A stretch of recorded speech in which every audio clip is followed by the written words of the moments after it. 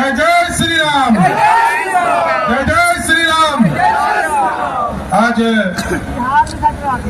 नवादा लोकसभा क्षेत्र के नामांकन के शुभ घड़ी में इस मंच पर उपस्थित लोजपा रामविलास के अध्यक्ष छोटे भाई आदरणीय चिराग पासवान जी, इस मंच पर उपस्थित हमारे बड़े भाई और भारत सरकार के पूर्व मंत्री उपेंद्र कुशवाहा जी, इस मंच पर उपस्थित बिहार के उप मुख्यमंत्री हमारे साथी मित्र आदरणीय विजय सिन्हा जी, बिहार सरकार के मंत्री बड़े भाई आदरणीय सरवन जी, इस मंच पर उपस्थित बिहार सरकार के मंत्री हरी सानी जी, इस मंच पर उपस्थित माननीय विधायिका और लंबे समय से इस इलाके की सेवा कर रहे आदरणीय अरुणा देवी जी, पूर्व विधायक और पुराने साथी आदरणीय अनिल सिंह जी, कन्हैया रघवार जी, अमिता सिंह जी, पार्टी के संगठन के सभी साथीगण और मंच के सामने आज जिनके नामांकन में हम लोग सभी उपस्थित हुए हैं, आदरणीय विवेक ठाकुर जी और यहाँ पर उपस्थित तमाम भाइयों, बुजुर्गों, नौजवान साथियों, छोटे छोटे बच्चे, आज आपके बीच में आने का मौका मिला नामांकन के माध्यम से। और यदि आप चाहते हैं कि देश में फिर से नरेंद्र मोदी जी की सरकार बने, तो हमको हर हालत में बिहार की 40 की 40 सीट जिताना पड़ेगा और 40 में नवादा में भी कमल खिलाना पड़ेगा। और साथियों, इसलिए मैं कह रहा हूं क्योंकि देखिए ये माफियाओं का इलाका रहा है। मैंने कहा पहले भी, बालू माफिया, शराब माफिया और जमीन माफिया, इसको यदि बिहार से भगाना है हर हालत में एनडीए को जिताना पड़ेगा। और इस बार तो अभी हम लोगों ने सरकार बनाया साथियों, माफियाओं पे कानून भी बना दिया है। ऐसा है कि नहीं कि छोड़ने वाले नहीं है, अभी हम लोगों ने अभी कानून बनाया है विधानसभा में।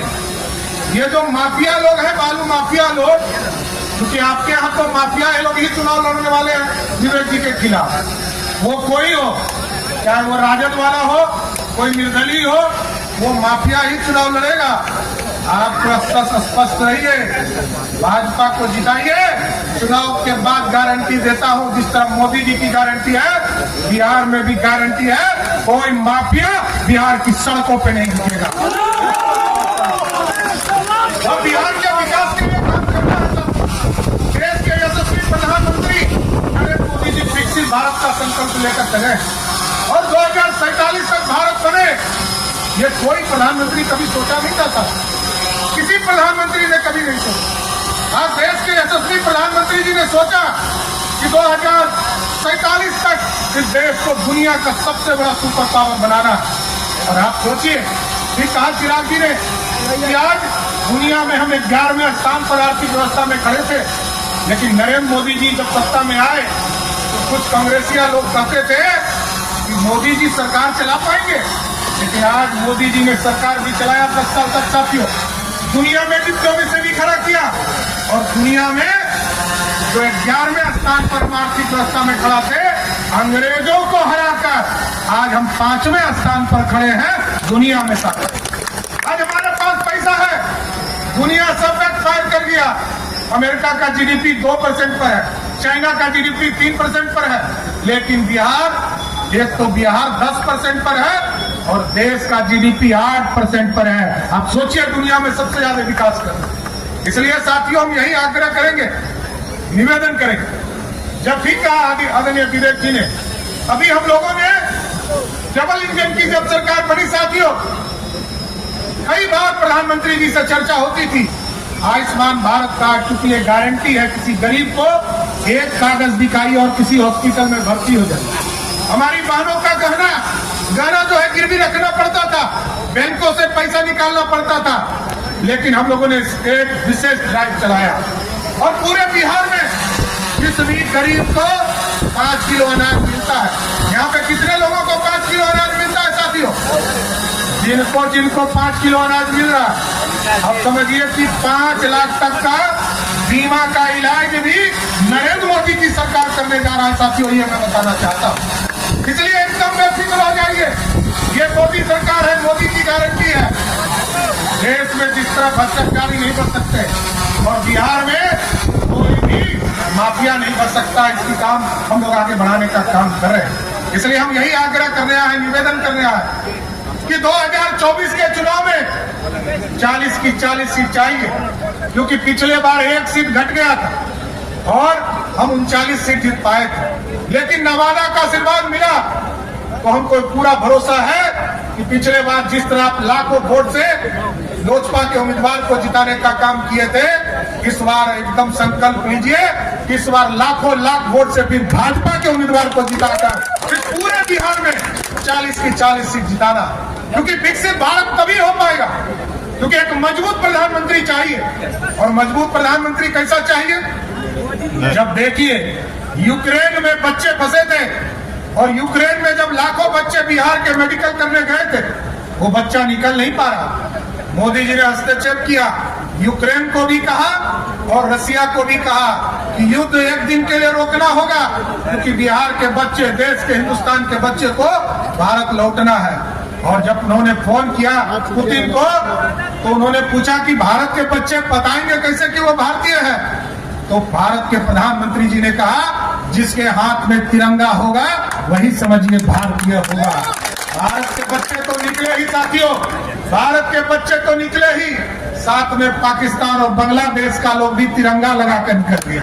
यही है, ये है ताकत। और आज देखिए देश सीना एकदम 56 इंच बोलता है, कई लोग बोलते हैं कि 56 इंच का सीना, अरे 56 इंच का यही ना सीना है। कल जब तक पाकिस्तान के तरफ से तोप का गोला और हिंदुस्तान के सैनिकों का सर काट के चला जाता था और हिंदुस्तान की सैनिक टुकुर टुकुर ताकते थे, लेकिन आज मोदी जी ने कहा है कि यदि पाकिस्तान के तरफ से चुटपुटिया बिड़िया बम भी फेंक दे, हिंदुस्तान के तरफ से तोप का गोला फेंकने का काम करो। और पाकिस्तान में ये अनुभव हो गया। हम लोग महाभारत में सुनते थे कि रामायण में बजरंग बली 7 समुद्र पार करके लंका पहुंच गए। उसी तरह मोदी जी ने कहा, पुलवामा का जब हमला हुआ 2019 में, तो देश के यशस्वी प्रधानमंत्री जी ने कहा, वहां जो आतंकवादी छुपा हुआ है उसके घर में घुसो, और घर में घुसकर मारकर हिंदुस्तान फिर वापस आने का काम किया। यह है भारत। आज भारत बढ़ रहा है साथियों। इसलिए हम यही आग्रह करेंगे, निवेदन करेंगे कि बहुत से लोग आएंगे और बहुत सी जातियों के उम्मीदवार भी खड़े करेंगे, लेकिन साथियों यदि बिहार को सुधारना है, बिहार को जंगल राज से समाप्त करना है, बिहार में अपराध मुक्त बनाना है, तो फिर से एनडीए की सरकार दिल्ली में बनाइए, तभी बिहार सुधर सकता है। नहीं तो यहाँ तो जातियों का कार्ड खेलने वाले लोग बैठे। और लालू प्रसाद जी 15 साल तक मुख्यमंत्री रहे बिहार के साथ। एक व्यक्ति को आरक्षण दिया क्या? एक व्यक्ति का नाम बताइएगा, ना पिछड़े को, ना अति पिछड़े को, ना दलित को, ना अति पिछड़े को, ना स्वर्ण जाति को। लेकिन भाजपा जब सरकार कर रही है साथियों, मंडल भी हम समर्थन करते हैं और कमंडल भी भाजपा समर्थन करने का काम करती है, और साथियों एक एक वर्ग को जोड़ती है। लेकिन लालू प्रसाद जी का आरक्षण का फॉर्मूला क्या है?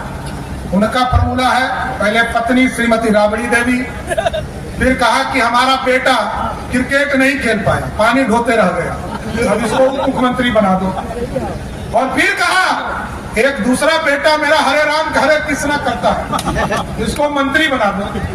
फिर जब रामकृपाल जी अभी यहाँ बैठे थे, जब रामकृपाल जी ने एक बेटी को चुनाव हरा दिया तो कहा कि राज्यसभा भेज दो।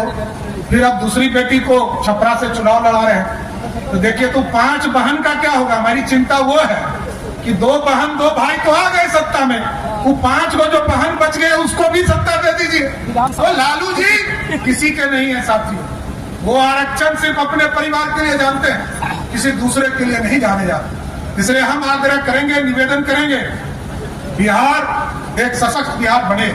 और अभी विवेक ठाकुर जी ने कहा कि पार्क नहीं बना, हम आपको आश्वस्त करते हैं, अभी हम लोगों ने पॉलिसी तय किया है। ये जो पूरे बिहार के डिस्ट्रिक्ट हेडक्वार्टर है, सभी जगह एक बड़ा कॉलोनी भी बनाने का काम हमने शुरुआत किया है। सभी डिस्ट्रिक्ट हेडक्वार्टर पर यह काम शुरू होंगे और माफियाओं पे भी कार्रवाई होगा, लेकिन डिस्ट्रिक्ट हेडक्वार्टर पे एक बड़ा कॉलोनी 1000 एकड़ का कॉलोनी बनाकर पूरे विकसित बिहार बनाने का काम किया जाए। इसलिए हम साथियों सभी लोगों से आग्रह करेंगे कि मोदी जी को अब की बार 40 पार करेगा ना बिहार से, और अब की बार 400 पार होगा कि नहीं होगा। तो हम आपके तरफ से बोलिए तो विवेक जी को माला पहनाए कि नहीं पहनाए, हाथ उठा के बोलिए, विवेक जी को समर्थन है ना। बोलिए आपके विश्वास में विवेक जी को माला पहना रहे सभी साथी, सभी लोग साथी सभी लोग माला पहना रहे हैं। सबके सहयोग से आदरणीय विवेक ठाकुर जी को लोकसभा पहुंचाइए। बहुत बहुत धन्यवाद। क्लियर है, क्लियर। जय जय श्री राम। सम्राट चौधरी जिंदाबाद, विवेक ठाकुर जिंदाबाद, उपेंद्र कुशवाहा जिंदाबाद, चिराग पासवान जिंदाबाद, विजय सिन्हा जिंदाबाद। मित्रों, भोजन का भी व्यवस्था है, भोजन लेकर के आप लोग जाएंगे। सभा की समाप्ति की जाती है। बहुत बहुत धन्यवाद। जिंदाबाद।